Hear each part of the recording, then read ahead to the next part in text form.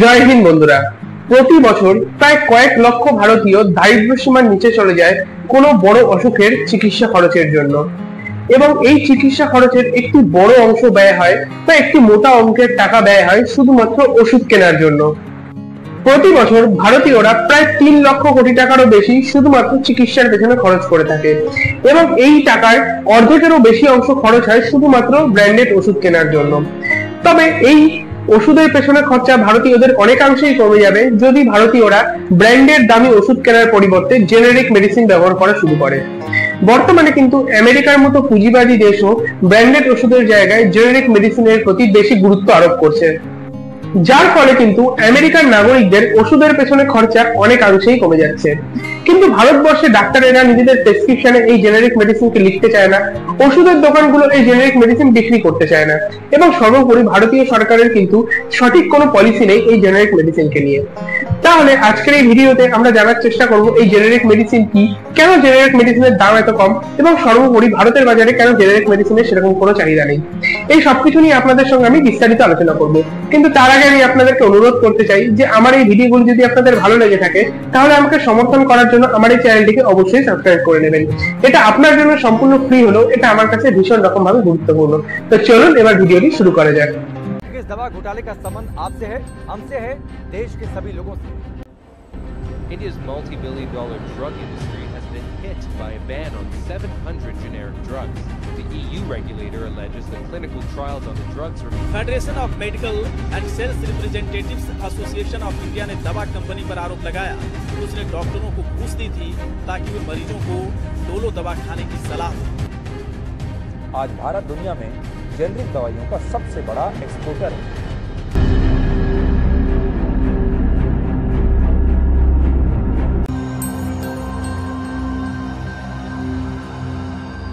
সাধারণত বাজারে 3 ধরনের ওষুধ পাওয়া যায়। প্রথমটা হলো ব্র্যান্ডেড পেটেন্ট, দ্বিতীয় হলো ব্র্যান্ডেড জেনেরিক, এবং তৃতীয় হলো শুধু জেনেরিক মেডিসিন। এই ব্র্যান্ডেড পেটেন্টের অর্থ হলো যে ধরুন কোনো একটি কোম্পানি তারা রিসার্চ করে একটি নতুন ওষুধ আবিষ্কার করলো, তখন তারা কি করবে, তখন তারা এই ওষুধটিকে নিজেদের কোম্পানির নামে পেটেন্ট করিয়ে নেবে, এবং এরপর তাদের কাছে যতদিন পর্যন্ত পেটেন্ট থাকবে সেই ওষুধটির ততদিন পর্যন্ত কিন্তু শুধুমাত্র সেই কোম্পানি সেই ওষুধটিকে প্রস্তুত করতে পারবে এবং বাজারে বিক্রি করতে পারবে। সচরাচর পর্যন্ত ভারতীয় বাজারে বা ভারতে আমাদের দেশে এই পেটেন্টের সর্বোচ্চ সময়সীমা থাকে 20 বছর পর্যন্ত।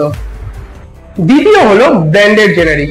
তাই ব্র্যান্ডেড জেনারিক কি, ধরে নিন কোনো একটি নির্দিষ্ট ওষুধের উপরে একটি নির্দিষ্ট কোম্পানির 15 বছর বা 20 বছরের জন্য পেটেন্ট নেওয়া হয়েছে, কিন্তু সেই 15 বছর বা 20 বছরের সেই পেটেন্টের সময়সীমা যখন শেষ হয়ে যাবে তখন সেই ওষুধটি যেই ধরনের কেমিক্যাল কম্পাউন্ড দিয়ে তৈরি হয়েছে সেই একই ধরনের কেমিক্যাল কম্পাউন্ড ব্যবহার করে বিভিন্ন ধরনের ফার্মা কোম্পানিগুলি সেই ওষুধটি প্রস্তুত করবে, এবং তারপর তারা সেই ওষুধের প্যাকেটের গায়ে নিজের কোম্পানির নাম যুক্ত করে তারা সেগুলিকে বাজারে বিক্রি করবে। এবং তৃতীয় হলো জেনেরিক মেডিসিন। এই জেনেরিক মেডিসিনের প্যাকেটের গায়ে কিন্তু কোনো ধরনের কোনো ব্র্যান্ডের নাম থাকে না। এই জেনেরিক মেডিসিনের যে প্যাকেট থাকে সেই জেনেরিক মেডিসিনের প্যাকেটের গায়ে শুধুমাত্র কেমিক্যাল কম্পাউন্ডের নাম লেখা থাকে, অর্থাৎ ওষুধটি কোন কোন কেমিক্যাল কম্পাউন্ড দিয়ে তৈরি হয়েছে বা কি কি দিয়ে তৈরি হয়েছে শুধুমাত্র সেই বিষয়ে বিস্তারিত আলোচনা করা থাকে জেনেরিক মেডিসিনের ওষুধের প্যাকেটের গায়ে। সারা পৃথিবীর 20% জেনেরিক মেডিসিন কিন্তু ভারতে প্রস্তুত হয়, অথচ ভারতের বাজারেই 90%-এরও বেশি বিক্রি হয় ব্র্যান্ডেড জেনেরিক মেডিসিন। এর কারণ হলো আপনি যখন অসুস্থ হয়ে ডাক্তারের কাছে যান, ডাক্তার কিন্তু প্রেসক্রিপশনের মধ্যে ওষুধের নাম লেখে না, ডাক্তার কিন্তু ব্র্যান্ডের নাম লেখে।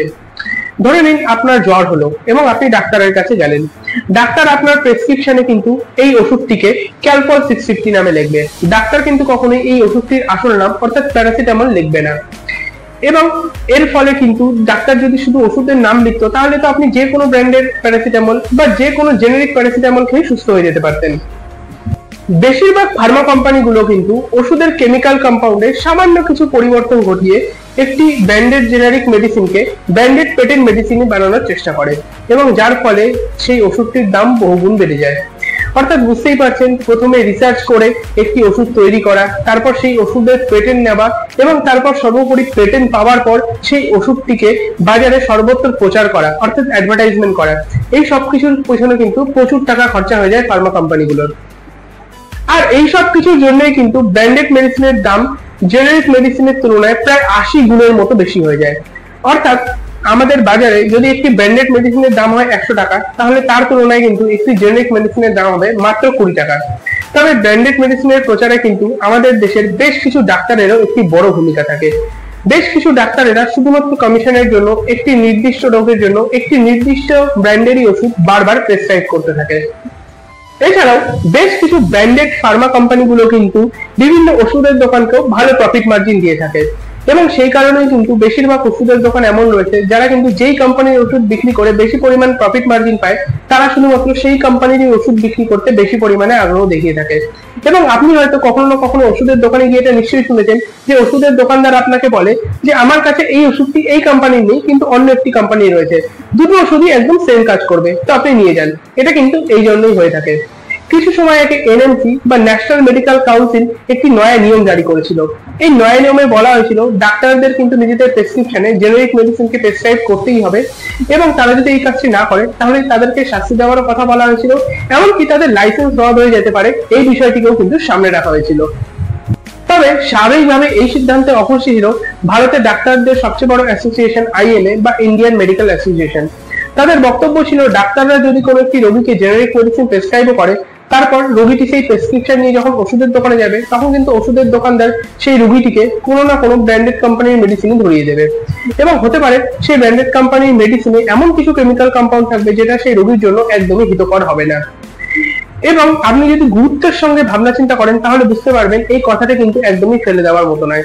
ভারতে বেশিরভাগ রোগীর পক্ষে কিন্তু একটি কেমিক্যাল কম্পাউন্ডকে ঠিক মতো বুঝে তারপর ওষুধের দোকান থেকে সঠিক ওষুধ চয়ন করাটা অতটাও সহজ হবে না। আমাদের দেশে প্রস্তুত জেনারিক মেডিসিনের কোয়ালিটি নিয়ে কিন্তু সরকারকে আরো বেশি পরিমাণে যত্নশীল হতে হবে। আপনারা নিশ্চয়ই শুনে থাকবেন যে গত বছর গ্যাম্বিয়াতে ভারতের একটি জেনারিক মেডিসিন কোম্পানি যার নাম মেডেন ফার্মাসিউটিক্যাল, তার তৈরি কাশির সিরাপ খেয়ে প্রায় 66 জন বাচ্চার কিন্তু মৃত্যু ঘটেছিল। এবং বেশ কিছু দেশ এমনও রয়েছে যারা বলে থাকে যে ভারতের কিছু জেনারিক ফার্মাসিউটিক্যাল কোম্পানি এমন রয়েছে যারা কিন্তু প্রপার প্র্যাকটিস করে ড্রাগ প্রডিউস করে না। কিন্তু সামান্য এই ধরনের কিছু উদাহরণ থাকলেও এটা বলা যেতেই পারে যে ভারতে উৎপন্ন বেশিরভাগ জেনারিক মেডিসিনই কিন্তু সম্পূর্ণভাবে নিরাপদ, আর এই জন্যই কিন্তু ভারত বিদেশে প্রচুর পরিমাণে জেনারিক মেডিসিন রপ্তানি করে থাকে।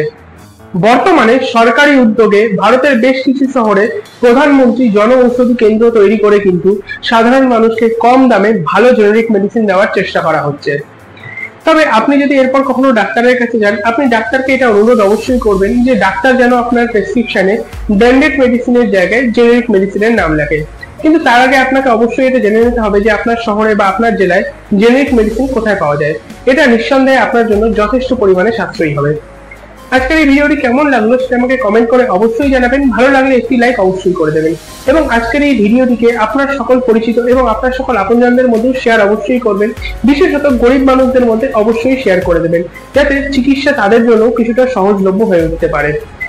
আমাকে সমর্থন করার জন্য আমার এই চ্যানেলটি যদি সাবস্ক্রাইব না করে থাকে তাহলে এই মুহূর্তে আমার এই চ্যানেলটিকে সাবস্ক্রাইব করে নেবেন। দেখা হবে অন্য একটি ভিডিওতে, ততক্ষণ সুস্থ থাকবেন, ভালো থাকবেন। ইনকলাব জিন্দাবাদ, ভারত মাতা কি জয়।